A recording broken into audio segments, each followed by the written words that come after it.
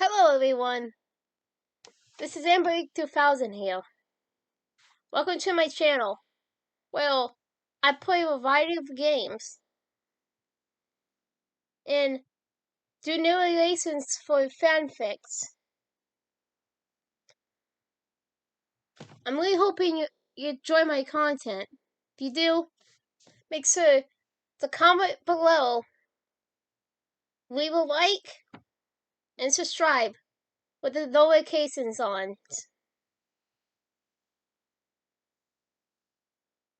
Right, so next time, this is AmberAnkNA. Welcome to my channel. So, hi!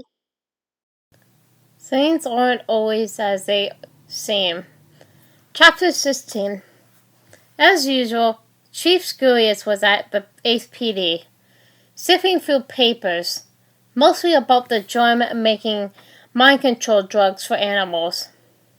He was a middle-aged, generalized muscle cell with a mustache, and often wore a black coat.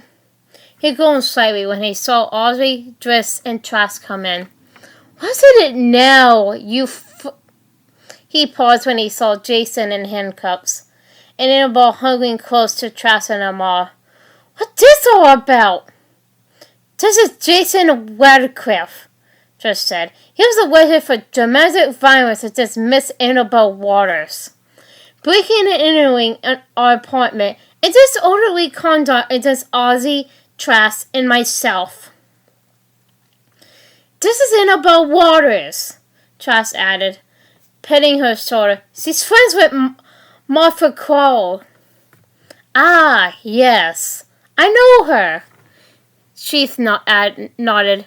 "Might as well call her into my office."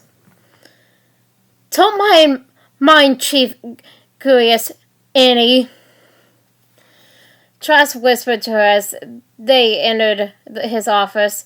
"He always is grumpy." "I heard that, Mazurza," the muscle cell said.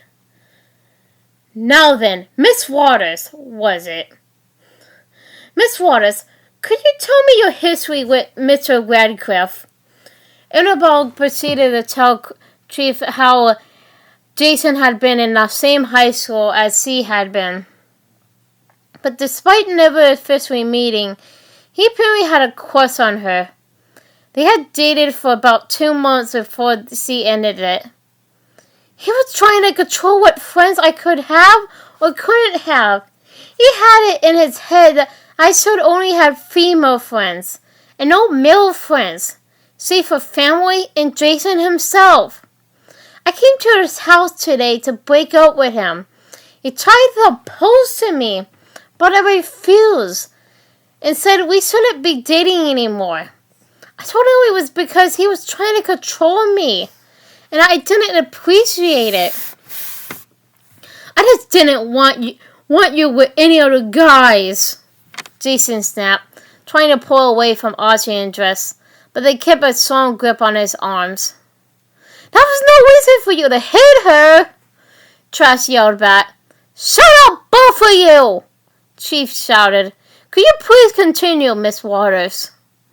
She nodded and told him the same story she told the Frank Cartrick about Jason accusing her of cheating on him and snapping her in the face and bruising her arms. She showed him the marks and just handed Chief the newly printed pictures of said marks. Then Martha stepped into the office. She glared at Jason as soon as she saw him in handcuffs, having gotten the message of his arrest and what were the charges. "You okay, Annabelle?" she asked her best friend. "A little shaken, but yeah." She nodded. "Miss Clyde, Miss Waters, he was accusing Radcliffe of trying to control what friends he can have. Do you agree?" Chief's grandfather had been a judge of court and taught him everything, including what questions to ask. He was so knowledgeable. If he wanted to, he could quit being Chief Curious and become Judge Curious. "Yes, I can, Chief." Martha nodded furiously. Annabelle told me about it. I witnessed some of it. In fact, Jason called me once, asking me if I could tell Ozzy, Driss, and Trask to stay away from her. What? Annabelle snapped, going at Jason for the first time they had been at the HPD. Of course, I hung up White Veil. I hung way up.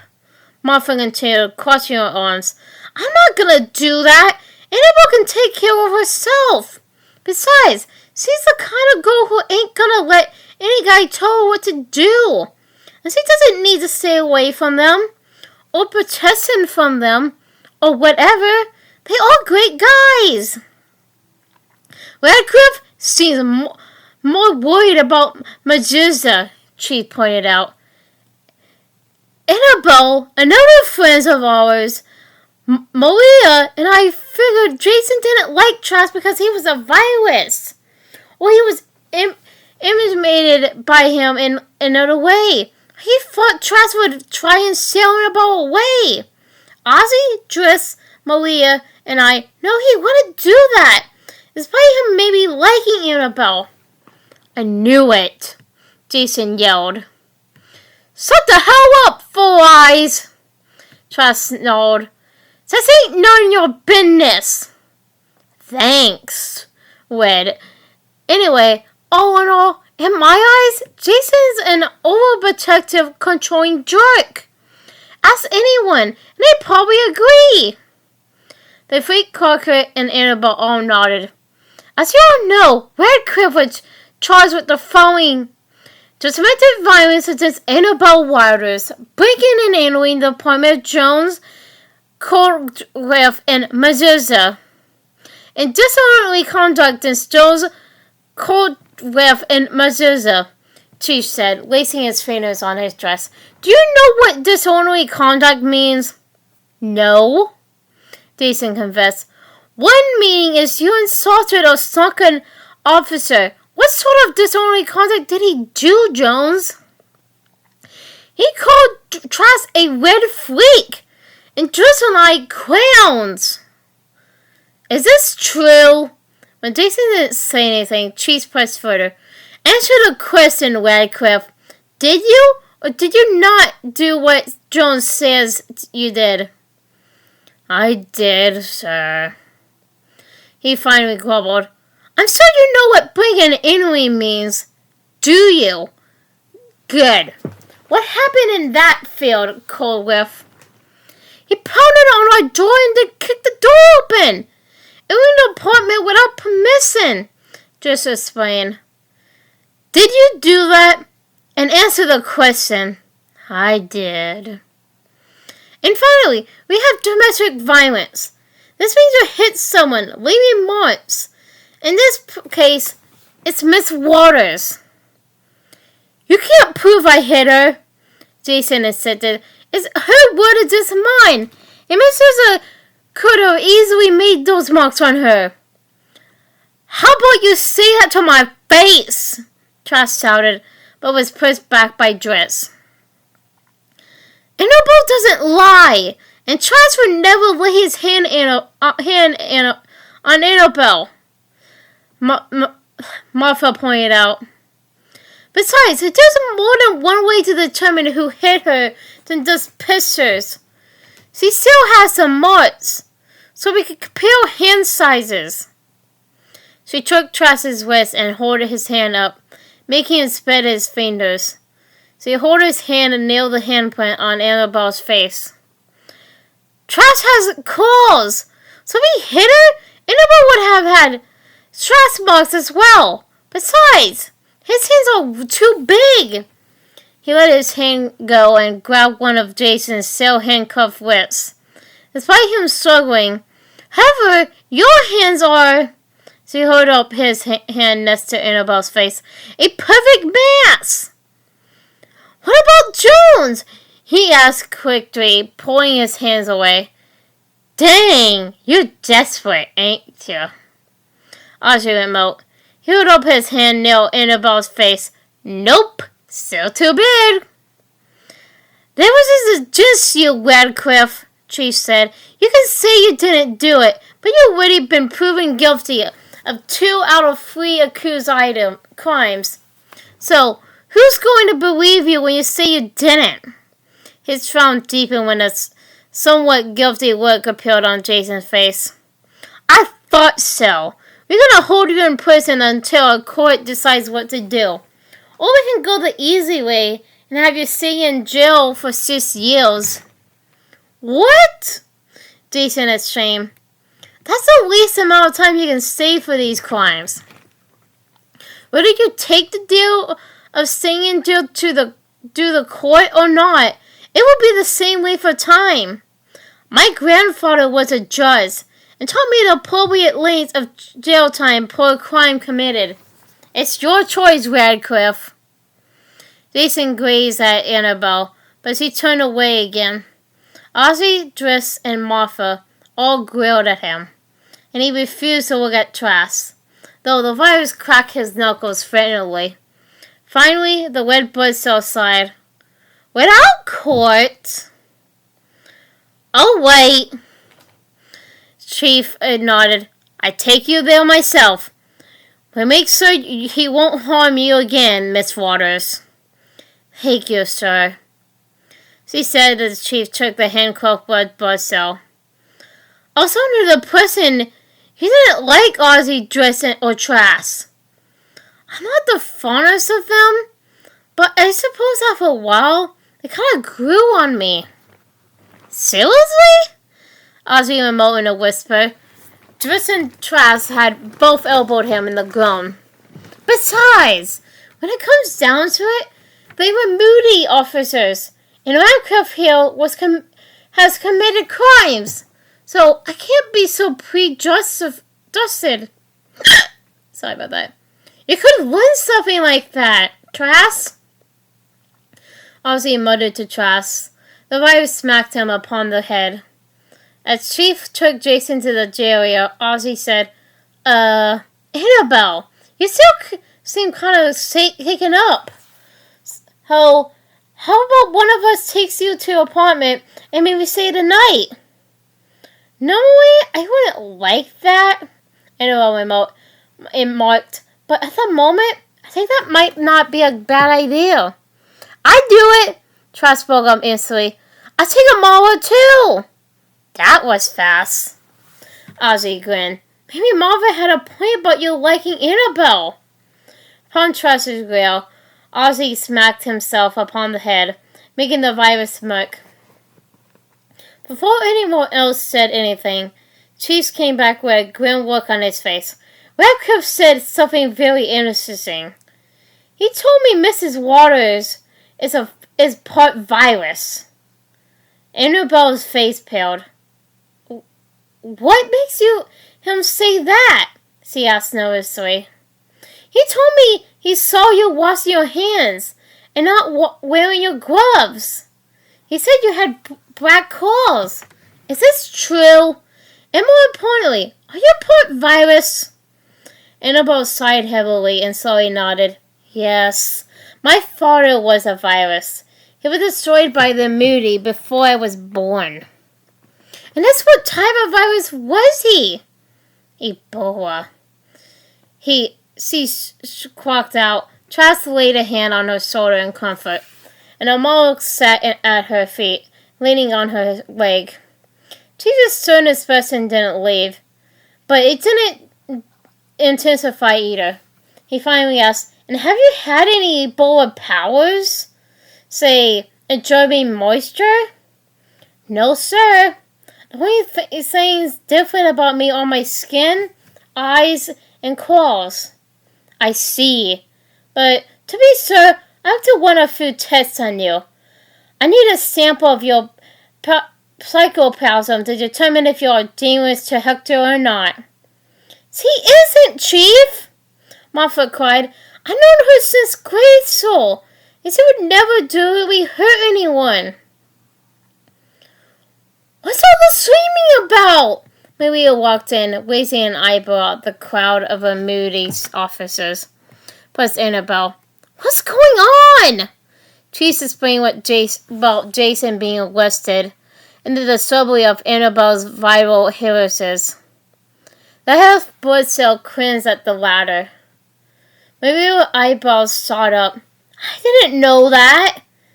Neither did I. Apparently she kept it a secret for quite a while, Cheese grunted. We're gonna extract some of her psychoplasm and do some tests. How long will that take? Annabelle asked. The test may take a few hours.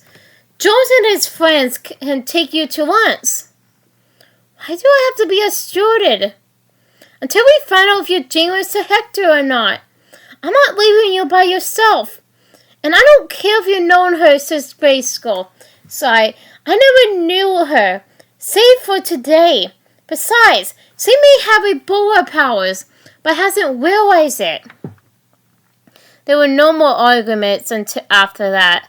Someone in Annabelle's psychoplasm was extracted for testing, and she was taken in another room for questions for the file on her. In another room, the freight contract plus Maria were watching through a one-sided window. Full name? A female brain cell with large glasses and a clipboard asked Annabelle. Annabelle Rosalind Waters. Age? 26. My birthday was 2 weeks prior. Mother's names and race? Rosalind Waters, red blood cell. Father's names and race? My mom never told me his name. All I knew was that he was an Ebola virus. So, you guys knew she was part Ebola? Maria asked. Yep. She told Ursula and me after we became friends in grade school. Martha nodded.